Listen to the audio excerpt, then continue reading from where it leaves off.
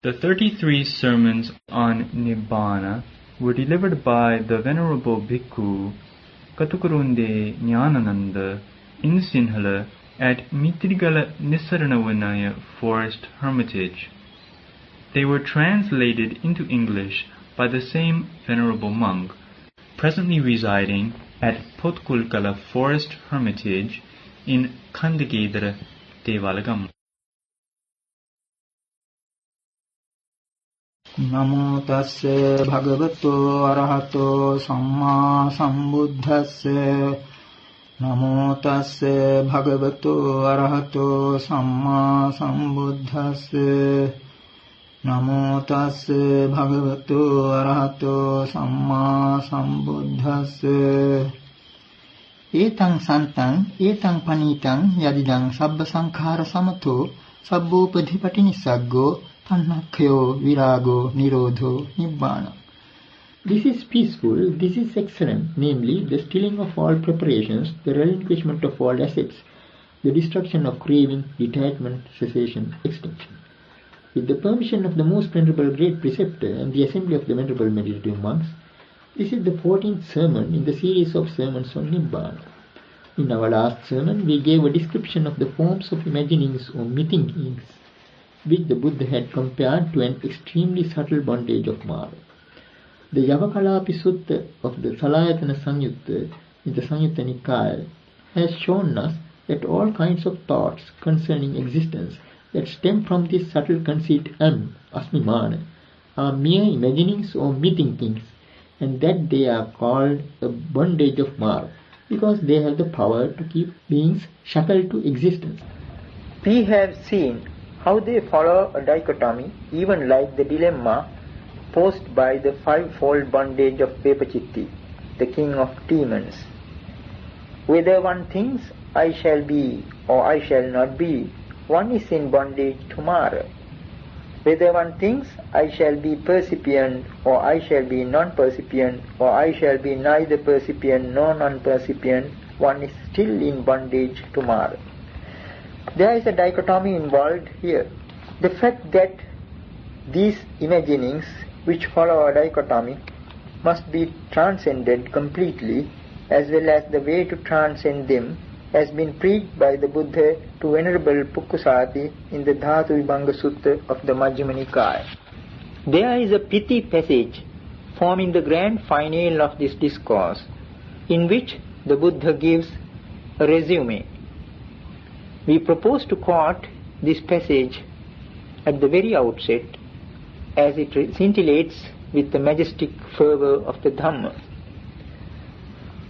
Yatthitang manyussava nappavattanti manyussave khopana nappavattamani muni santoti vucchati iti khopane tang vuttang kincetang paticca vuttang asmiti bhikkhu manyita metang ayamahamasmiti manyita metang Bhavissanti manyita metang, na bhavissanti manyita metang, rupi bhavissanti manyita metang, arupi bhavissanti manyita metang, sanyi bhavissanti manyita metang, asanyi bhavissanti manyita metang, nivasanyi nasanyi bhavissanti manyita metang, manyitang bhikkhu rogo, manyitang gando, manyitang sallang, sabba manyitanang tveva bhikkhu samatikkama muni santoti bucchati.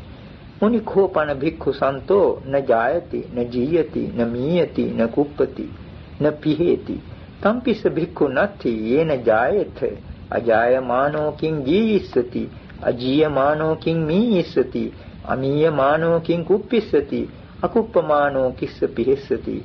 Yatthitang manyussava nappavattanti, manyussave khopana nappavattamani, Muni santoti vucchati iti yang tang buttang idametang paticca buttang.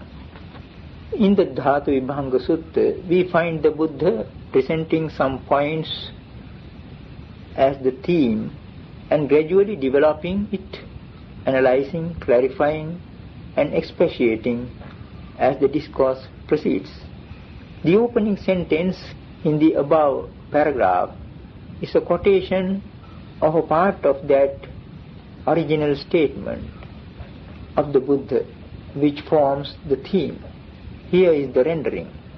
Steadied whereon the tides of imaginings no longer occur in him, And when the tides of imaginings occur no more in him, he is called a sage stilled. So it was said, and with reference to what was this said? Am monk is something imagined. I am this is something imagined. I shall be is something imagined. I shall not be is something imagined. I shall be possessed of form is something imagined. I shall be formless is something imagined. I shall be percipient is something imagined. I shall be non-percipient is something imagined. I shall be neither percipient nor non-percipient is something imagined. The imagined is a disease. The imagined is an abscess. The imagined is a dart. It is with the surmounting of all what is imagined, monk, that a sage is called stilled. The sage who is stilled is not born, nor does he age, nor does he die, nor is he shaken, and he has no longing. Even that is not in him, whereby he might be born. Not being born, how shall he age? Not aging, how shall he die? Not dying, how shall he be shaken? Being unshaken, what shall he long for? So it was with reference to this that it was said, steadied whereon the tides of imaginings no longer occur in him, he is called a sage stilled. All this goes to show how relevant the question of imaginings is to the path leading to Nibbana. This pithy passage, which brings the discourse to a climax, portrays how the sage is at peace when his mind is released by stemming the tides of imaginings. He attains release from birth, decay and death, here and now, because he has realized the cessation of existence in this very world. It is in this light that we have to interpret the above statement, even that is not in him, whereby he might be born. Dependent on existence is birth.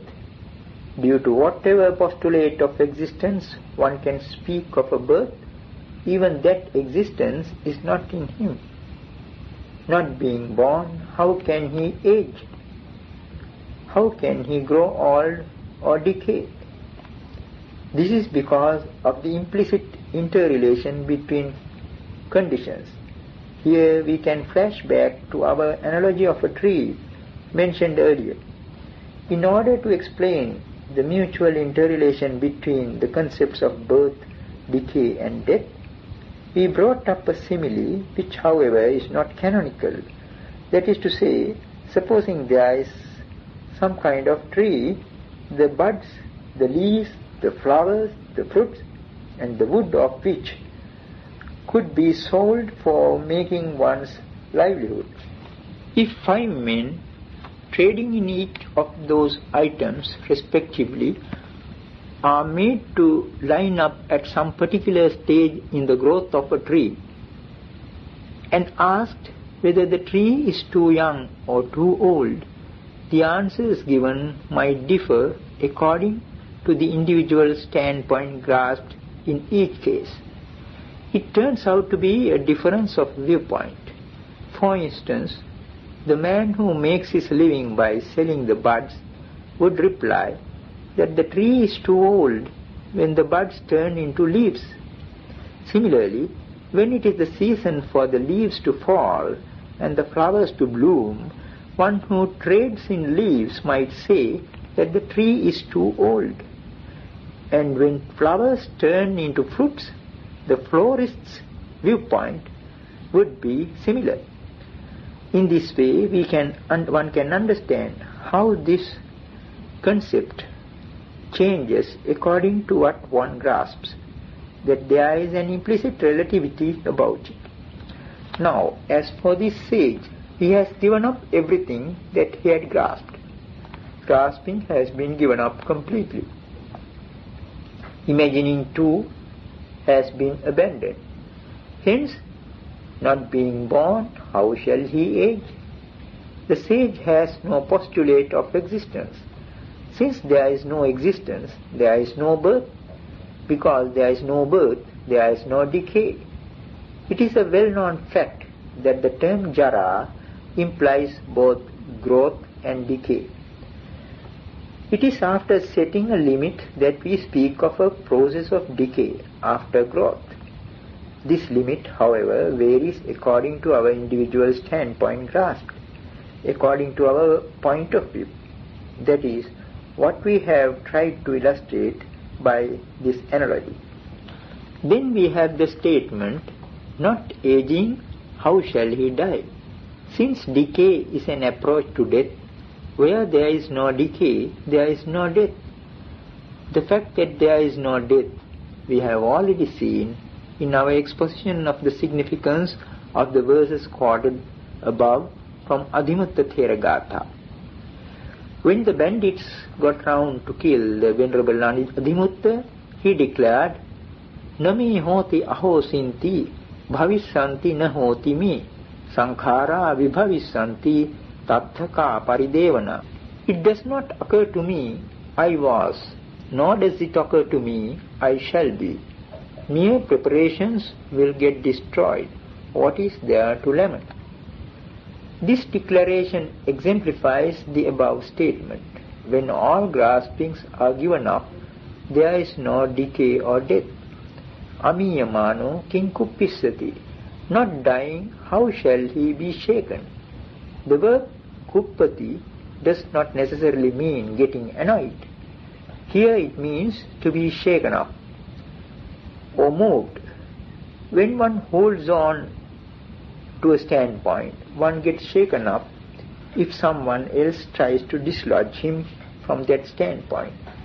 The deliverance in Nibbana is called akuppaceto vimutti, the unshakable deliverance of the mind. All other deliverances of the mind known to the world are shakeable, kuppa. They are unsteady. They shake before the pain of death. Only Nibbana is called akuppa ceto vimutti, the unshakable deliverance of the mind. So this peaceful sage, the Arahant, established in that concentration of the fruit of Arahantship, Arahatta Phala Samadhi, which is known as the influx-free deliverance of the mind, Anasava Ceto Vimutti, and is endowed with the wisdom proper to Arahantship, Panya Vimutti, deliverance through wisdom, is unshaken before death. His mind remains unshaken. That is why the Arahant Thera Venerable Adhimutta fearlessly made the above declaration to the bandits. Now as to the significance of the Buddha's statement, Amiyamano kinkuppisati akuppamano kissapihissati, not dying, how shall he be shaken, and being unshaken, what shall he long for? When there is no shock, no agitation or trembling, what does one long for? Piha means longing, desiring for something or other. In this context, it refers to that longing which arises at the moment of death in one who has not destroyed craving. It is as a consequence of that longing that he enters some form of existence according to his karma. That longing is not there in this sage for the simple reason that he is unshaken before death. He has nothing to look forward to, no desires or longings. Akuppamano kissapihissati. Being unshaken, what shall he long for? It is obvious, therefore, that the concepts of birth, decay and death become meaningless to this sage. That is precisely why he is at peace, having transcended all imaginings. All this goes to show that Nibbana is a state beyond decay and death. We can clearly understand from this discourse why Nibbana is known as a decayless, deathless state, realizable in this very world. That sage has conquered decay and death here and now, because he has realized the cessation of existence here and now. This is something extremely wonderful about the Arahant. He realizes the cessation of existence in his attainment to the fruit of Arahanthood. How does he come to realize the cessation of existence? Craving is extinct in him, hence there is no grasping. Where there is no grasping, there is no existence. Precisely because there is no existence, birth, decay and death, along with sorrow and lamentation, cease altogether. From the foregoing we could well infer that all those concepts like birth, decay, death, sorrow, lamentation, pain, grief and despair come about as a result of a heap of pervert perceptions, pervert thoughts and pervert views based on the conceit of an existence, the conceit M. The three kinds of perversions known as Sanya Vipallasa, Chitta Vipallasa and Dittha Vipallasa give rise to a mass of concepts of an imaginary nature. The entire mass of suffering summed up by the terms birth, decay, death, sorrow, lamentation, pain, grief and despair are basically of a mental origin. For an illustration of this fact, we can go back to our analogy of winding some strands into a rope mentioned earlier. We pointed out that in the case of some strands that are being mistakenly wound in the same direction, it is the grasp in the middle that gives at least the semblance of a rope to it. So long as there is no such grasping, the strands do not become knotty or tense as they go round and round. It is only when someone grasps it in the middle that the strands begin to get winded up, knotty and tense. What is called existence or becoming, bhava, follows the same norm.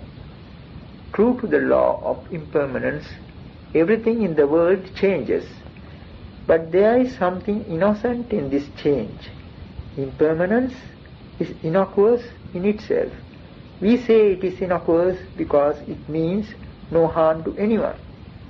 It is simply the nature of this world, the suchness, the norm. It can do us harm only when we grasp, just as in the case of that quasi-rope. The tenseness between winding and unwinding arising out of that grasp in the middle is comparable to what is called bhava sankhara, preparations for existence. Sankhara or preparations are said to be dependent on avidya or ignorance. Now we can form an idea of the relationship between these two even from this analogy of the rope. The grasp in the middle creates two ends giving rise to a dilemma. In the case of existence too, grasping leads to an antinomian conflict. To become a thing is to disintegrate into another thing. On a previous occasion, we happened to discuss the significance of the term manjana, me-thinking or imagining, with reference to the verse yena yena hi manyanti tato tang hoti anyatha, etc. Manjana itself gives rise to a thing which from its very inception goes on disintegrating into another thing. Just as much as grasping leads to the concept of two ends, to become a thing is to start changing into another thing. That is, it comes under the sway of the law of impermanence. Illustrations of this norm are sometimes to be met with in the discourses, but their significance is often ignored.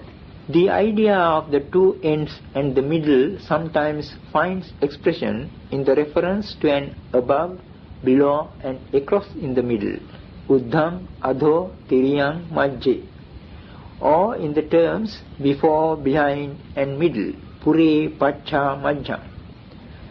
Such references deal with some deep aspects of the Dhamma relating to Nibbana. As a good illustration, we may take up the following two verses from the Mettagu Manava Pucca in the Parayana Vagga of the Sutta Nipata. Yankinchi sampajanasi buddhang adho tiriyanchapi majje etesu nandincha nivesanancha panujja viññānaṁ bhave natitte evaṁ vihari sato appamatto bhikkhu charaṁ hitva mamayitani jati jaraṁ soka pariddavaṁ idheva vidva pajaheya dukkham. Whatever you may know to be above, below and across in the middle, dispel the delight and the tendency to dwell in them. Then your consciousness will not remain in existence. A monk endowed with understanding, thus dwelling mindful and heedful, as he fares along, giving up all possessions, would abandon even here and now birth, decay, sorrow, lamentation and suffering.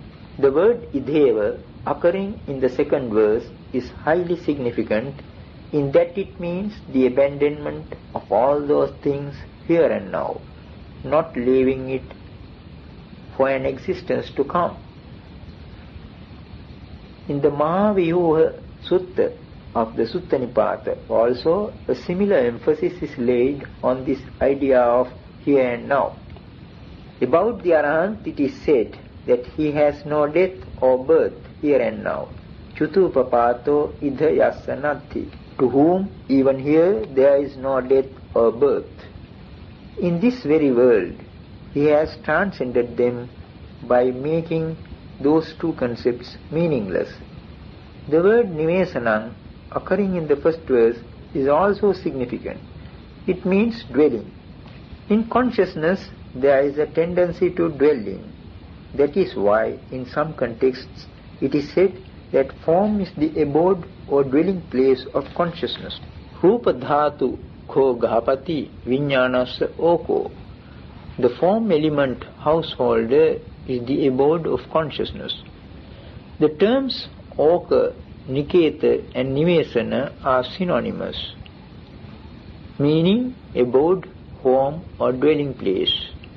The nature of consciousness in general is to abide or dwell in.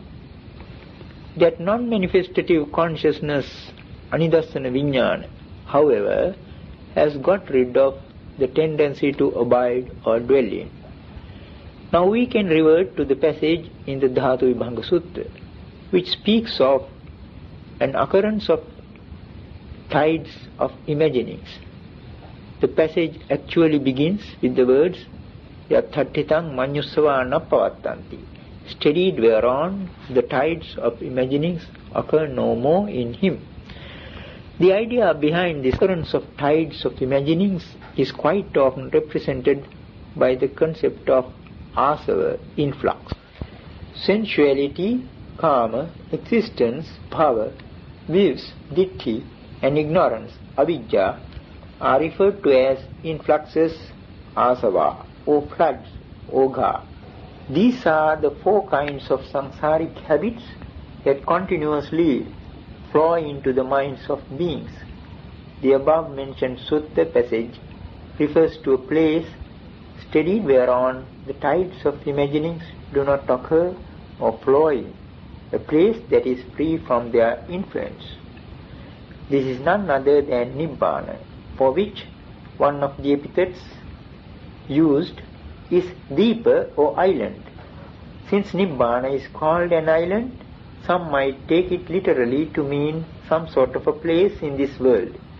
In fact, this is the general concept of Nibbana some are prone to uphold in their interpretation of Nibbana. But why it is called an island is clearly explained for us by a discourse in the Parayana Vagga of the Sutta Nipata, namely Kappamanava Pucca. In this sutta, the Brahmin youth Kappa poses the following question to the Buddha. Majjhe sarasming titthatam oghe jate mahabhaye jaramachu paretanam deepam pabruhi marisa tvancha me deepam akkahi yathaidam naparang siya. To them that stand midstream, so said the Venerable Kappa, when the frightful floods flow forth, to them in decay and death fall on, an island, sire, may you proclaim, an island which none else excels. Yeah, such an isle, pray tell me, sire. And this is the Buddha's reply to it. Akinchanang anadanang etang deepang anaparang Nibbanamiti nang brumi jara machu parikhyang. Owning not, grasping not, the isle is this, none else besides.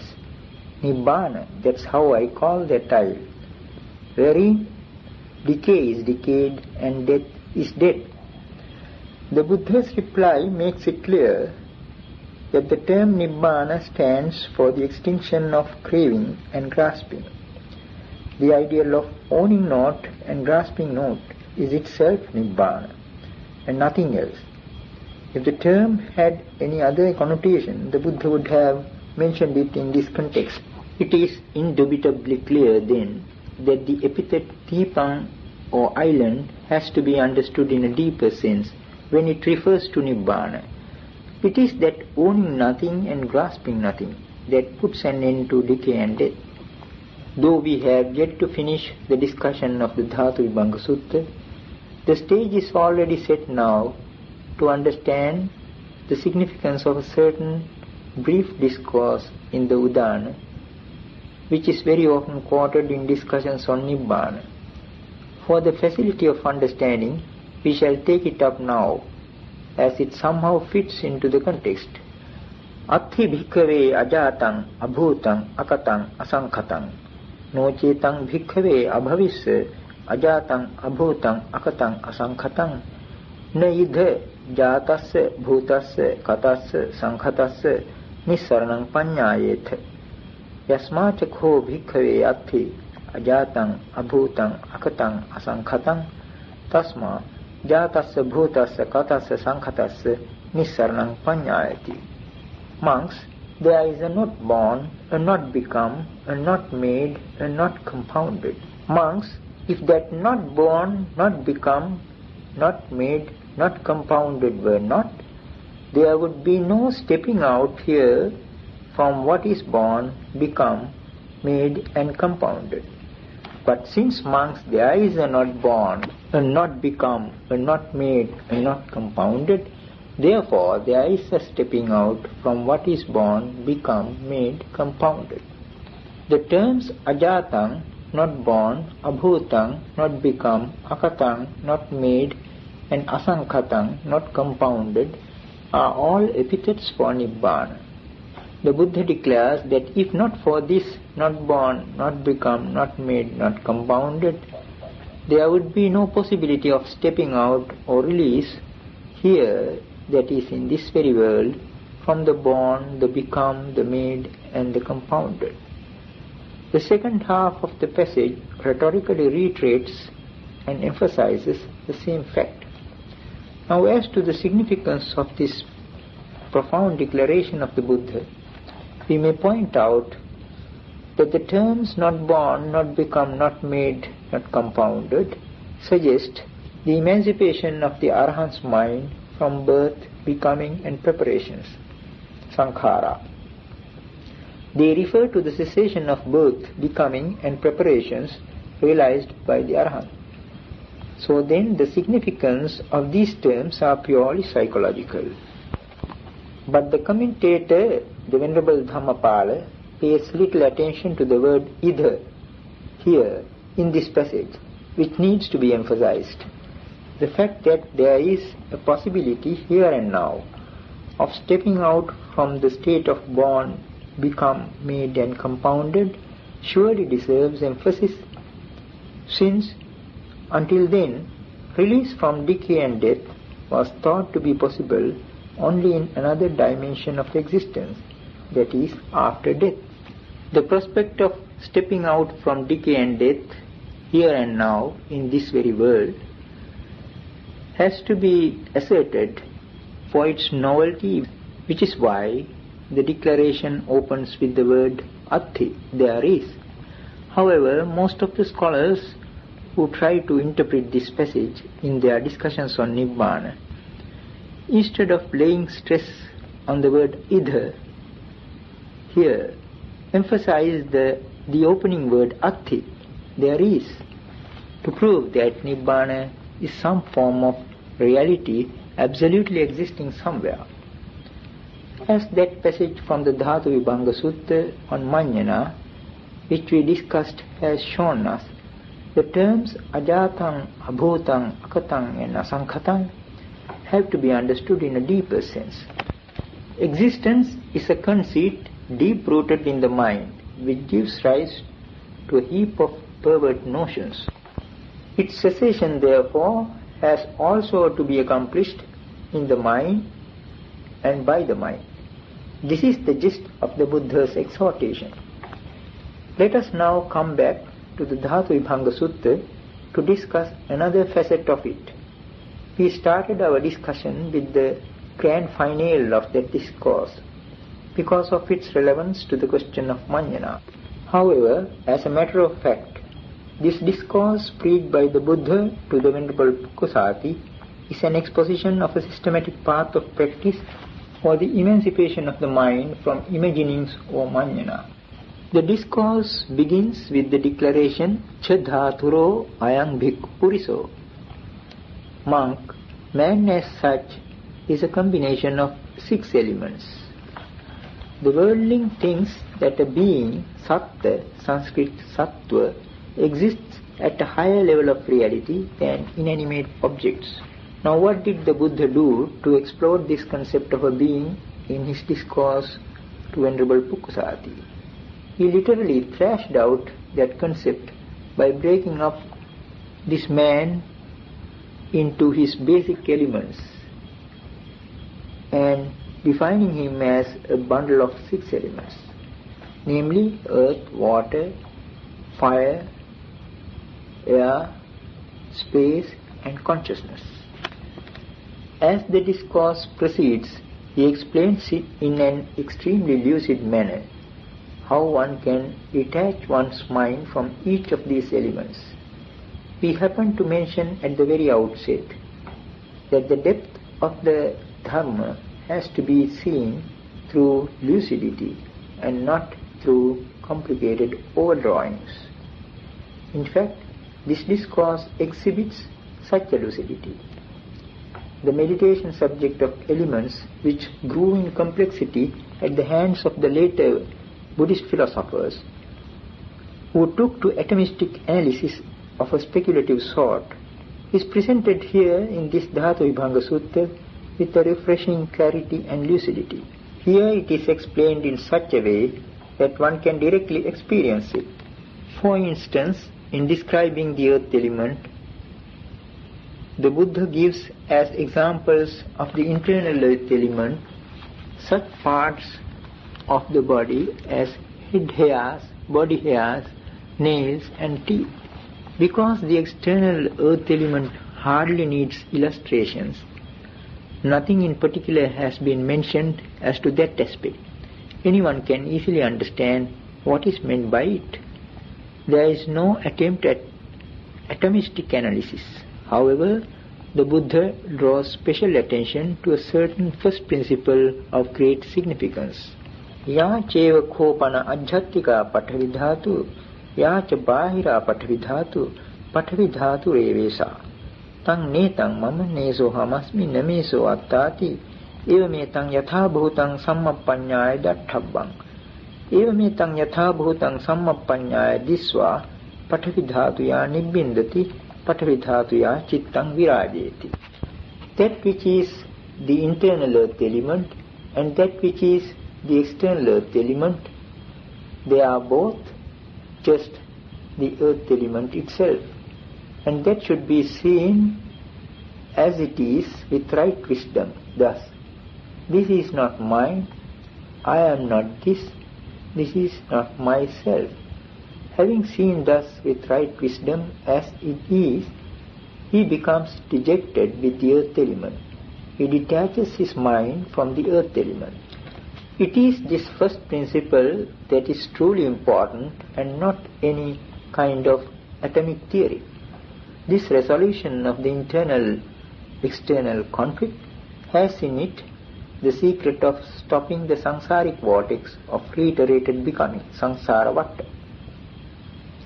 It is due to the very discrimination between an internal and an external that this samsaric vortex is kept going. Now, in the case of a vortex, what is found inside and outside is simply water. But all the same, there is such a vehement speed and activity and a volley of changes going on there. So it is the case with this man. What is found in his body is the earth element. What is to be found outside is also the earth element. And yet the ordinary person sees quite a wide disparity between the two. Why is that? That is because of the illusory nature of consciousness. We have devoted a number of sermons to explain the relationship between consciousness and name and form. We happen to speak of name and form as a reflection of a self-image.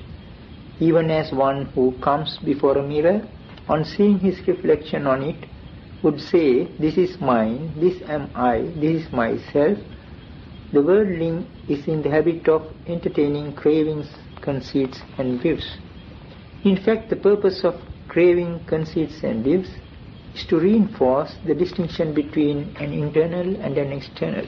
Already when one says, "This is mine," one discriminates between the this and I, taking them to be separate realities. This am I and this is myself betray the same tacit assumption. Just as by looking at a mirror, one may like or dislike the image appearing on it, these 3 points of view give rise to various perverted notions. All this because of the perpetuation of the distinction between an internal and an external, which is the situation with the ordinary worldling. Since cravings, conceits and views thus reinforce the dichotomy between an internal and an external, the Buddha has upheld this principle underlying the meditation on the 4 elements to resolve this conflict. The fact that with the resolution of this conflict between the internal and the external concerning the 4 elements, the mind becomes emancipated is put across to us in the following verse in the Thalaputa Thera Gatha. Kadanu kattecha tine latacha kandhe imeham amitecha dhammi ajjhattikānevaca bāhirānica samam tuleyam tadidam kadami. This verse gives expression to Venerable Thalaputa Thera's aspiration to become an arahant. It says, "When shall I weigh as equal all these limitless things, both internal and external, twigs, grass, creepers, and these aggregates? Oh, when shall that be for me?" It is at the stage of arahanthood that the internal and the external appear alike. That is precisely why the Venerable Adhimutta Thera, whom we quoted earlier, uttered the lines, "Tinakatta samang lokang yada panyaya passati." When one sees through wisdom the world to be comparable to grass and twigs. The comparison is between the internal world of the 5 aggregates or this conscious body and the inanimate objects outside. Just as in the case of the 4 elements, earth, water, fire and air, the Buddha pointed out a way of liberating one's mind from the space element with the help of similar illustrations. In explaining the space element too, he gives easily intelligible examples. The internal space element is explained in terms of some apertures in the body that are well known, namely those in the ears, nose and the mouth. Apart from such instances, he did not speak of any microscopic space element, as in scientific explanations, probably because it is irrelevant. Such an analysis is irrelevant for this kind of reflection. Here we have to bear in mind the fact that perception as such is a mirage. However far one may go on analyzing, form and space are relative to each other like a picture and its background. A picture is viewed against its background, which is relative to it. so also are these two concepts of form and space. Consciousness provides the framework for the entire picture. By way of clarification, we may allude to the pre-Buddhistic attempts of yogins to solve this problem solely through the method of serenity, samatha, ignoring the method of insight, vipassana.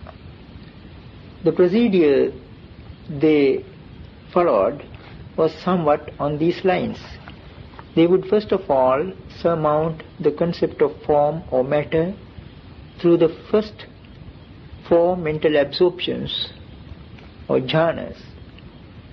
Then as they inclined towards the formless, what confronted them first was space. A very appropriate illustration in this context would be the method of removing the sign of the kasina and attending to the space left by that removal as infinite or boundless, in order to arouse the base of infinity of space. This mode of contemplation of space betrays the fact that space is also something made up or prepared, sankhata. Whatever is prepared, sankhata, is thought out and mind-made, abhisankhatam abhisanchetetam. The Buddha proclaimed that there is only one asankhata, unprepared, that is Nibbana. But later philosophers confounded the issue by taking space also to be asankhata. They seem to have ignored its relation to the mind in regarding causes and conditions as purely external things. Here we see the relativity between form and space. Like the picture and its background, form and space stand relative to each other. All this is presented to us by attention. Manasikara sambhava sabbe dhamma. All things originate from attention. Some of the later speculations about the nature of the space element are not in consonance with the basic principles outlined in the Dhamma. Such a confusion arose probably due to a lack of understanding of the term asankhata. Now, if we are to say something more about this particular discourse, what remains after detaching one's mind from these five elements, namely earth, water, fire, air and space, is a consciousness that is extremely pure. The basic function of consciousness is discrimination. It distinguishes between the bitter and the sweet. For instance, to say, this is bitter, that is sweet. Or else it distinguishes between the pleasant, the unpleasant, and the neutral with regard to feelings. This is pleasant, this is unpleasant, this is neither pleasant nor unpleasant. Now that the five elements, earth, water, fire, air and space, which create discrete objects as the outward manifestation of consciousness, have been totally removed, the residual function of consciousness amounts to a discrimination between the three grades of feeling. The sage who has arrived at this stage of progress on the path to Nibbana takes the next step by observing these three kinds of feelings, pleasant, unpleasant and either pleasant nor unpleasant, as they arise and cease dependent on specific contacts, thereby gradually bringing the mind to equanimity. He brings his mind to a stage of radiant equanimity. But even this equanimity he does not grasp by way of methinking or imagining. The phrase used in this connection is visanyutto nang navedeti. Being detached, he does not experience it. There is a detachment and aloofness even in going through those sensations. This is clearly expressed in that context. For instance, in the case of a pleasant feeling, it is said, anicchati pajanati, anajjositati pajanati, anabhinanditati pajanati. He understands it to be impermanent, he understands it to be uninvolved, he understands it to be unrejoiced. With the understanding of impermanence, conceit goes down. The non-involvement does away with the bliss. The absence of rejoicing suggests the extinction of craving. So the attainment of arahanthood is in effect the cessation of that consciousness itself. That consciousness is divested of its most primary function of discriminating between the three grades of feeling, pleasant, unpleasant, and neither unpleasant nor pleasant. The term Visanyutto connotes disjunction, suggestive of dispassion and detachment. In this way, the Dhatu Vibhanga Sutta clearly brings out the relevance of the question of Manjana to the path leading to Nibbana. In some contexts, this practice of desisting from thinking or imagining is called atammayata, non-identification. This is the term used by the Buddha throughout the Sappurisa Sutta of the Majjhima Nikaya. For instance, we read there, Sappurisocha ko bhikkave iti patisankikhati neva sanyana sanyayatana samapattiyapi atammayata avutta bhagavata yena yena hi manyanti tato tam hoti anyathati. The good man reflects thus. The principle of non-identification has been recommended by the Buddha even with regard to the attainment of the sphere of neither perception nor non-perception. Thus, in whatever way they imagine about it, thereby it turns otherwise. The good man referred to here is the noble disciple on the supramundane path. This term tammaya needs to be clarified in order to understand the significance of this state.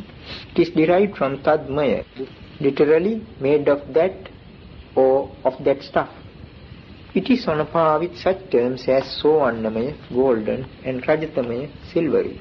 When one has cravings, conceits and views about something, he practically becomes one with it due to that very grasping. In other words, he identifies himself with it. That is why the person who has imaginings about the sphere of neither perception nor non-perception, which he has attained, thinks, I am one who has the sphere of neither perception nor non-perception.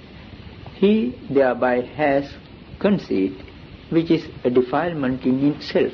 As a result, when he loses his mastery of that attainment, he becomes disconcerted. It is for that reason that the Buddha has enjoined that one should cultivate the attitude of atammayata or non-identification even with regard to the attainment of the sphere of neither perception nor non-perception. The Arahant is called atammayo in the sense that he does not identify himself with anything. An Arahant cannot be identified with what he appears to possess. This is well expressed by the following verse in the Devaduta Vagga of the Anguttara Nikaya.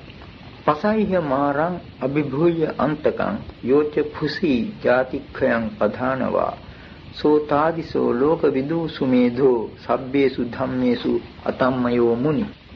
That ardent sage who has studied the extinction of birth, having overpowered Mara and conquered the Ender, that such like one, the wise sage, the knower of the world, is aloof in regard to all phenomena. The idea of this aloofness can be presented in another way, that is, as the detachment from the seen, the heard, the sensed and the cognized, ditta sutta mutta viññāta. One of the most important suttas that merits discussion in this respect is the Bahya Sutta in the Bodhivagga of the Udana. It is generally acclaimed as an extremely profound discourse. The ascetic Bahya Daruchiriya comes all the way from far off Supparaka to see the Buddha. When he reaches Jetavana monastery at Savatthi, he heard that the Buddha had just left on his arms round. Due to his extreme eagerness, he ran behind the Buddha and on meeting him, fell prostrate before him and begged, "May the Exalted One preach to me the Dhamma." The Buddha, however, seemed not so responsive when he remarked, "Now it is untimely Bahya, we are on our arms round." Some might be puzzled by this attitude of the Buddha, but most probably it is one of those skillful means of the Buddha suggestive of his great compassion and wisdom. It served to tone down the over-enthusiastic haste of Bahya and to arouse a reverential respect for the Dhamma in him. Bahya repeated his request for the second time, adding, "I do not know whether there will be a danger to the Exalted One's life or to my own life. For the second time, Buddha refused. It was when Bahya made his request for the third time that the Buddha acceded to it by giving a terse discourse, Sankhitta Dhammadesana, of extraordinary depth. The exhortation, brief and deep as it is, was quite apt, since Bahya Dharacharya belonged to that rare category of persons with quick understanding, Khippa Bhinya. Tasmat yate bahya evaṃ sikkhitabbaṃ diṭṭhe diṭṭhamattaṃ bhavisati sute sutamattaṃ bhavisati mute mutamattaṃ bhavisati viññāte viññātamattaṃ bhavisati evaṃ hi te bahya sikkhitabbaṃ yato kho te bahya diṭṭhe diṭṭhamattaṃ bhavisati sute sutamattaṃ bhavisati mute mutamattaṃ bhavisati viññāte viññātamattaṃ bhavisati tato tvaṃ bahyena tena yato tvaṃ bahyena tena tato tvaṃ bahyena tattha yato tvaṃ bahyena tattha tato tvaṃ bahyene vidha na huraṃ na ubhayamantere esevanto dukkhassa. No sooner had the Buddha finished his exhortation than the ascetic Bahya attained arahanthood then and there. Let us now try to unravel the meaning of this abstruse discourse. The discourse starts off abruptly as if it has been wrested from the Buddha by Bahya's repeated requests. Tasmātiha Bahya evaṃ sikkhitabbaṃ. Well then, Bahya, you had better train yourself thus. And what is that training? In the seen there will be just the seen. In the heard there will be just the heard. In the sensed there will be just the sensed. In the cognized there will be just the cognized.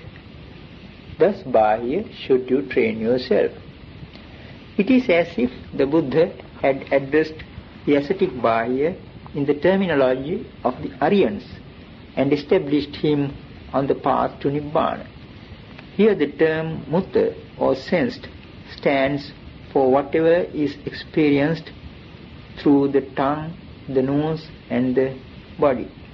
The basic principle in this training seems to be the discipline to stop short at bare awareness, diṭṭhe diṭṭhamattaṃ, sute sutamattaṃ, etc.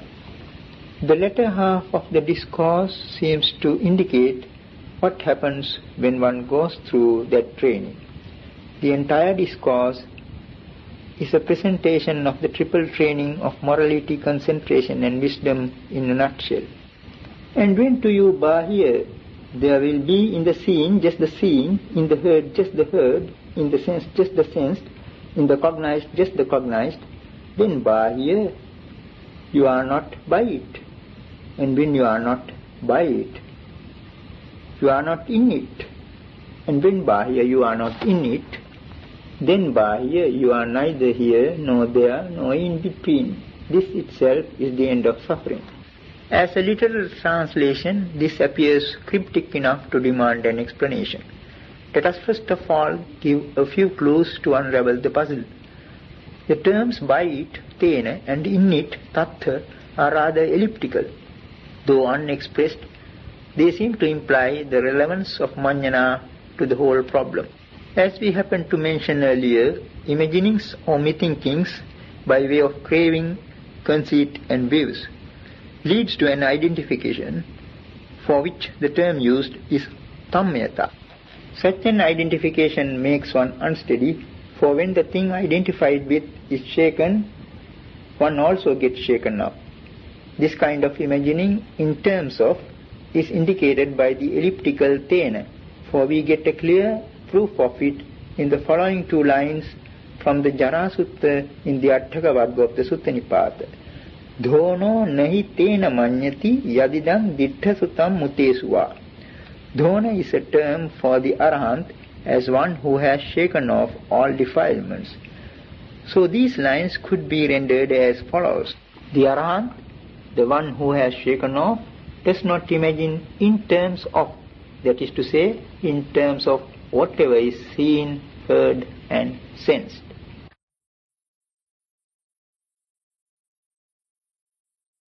Dear listeners, it is our sincere wish to make these sermons accessible, free of charge, to all who like to listen to them. because the gift of the Dhamma excels all other gifts. We therefore encourage you to copy these sermons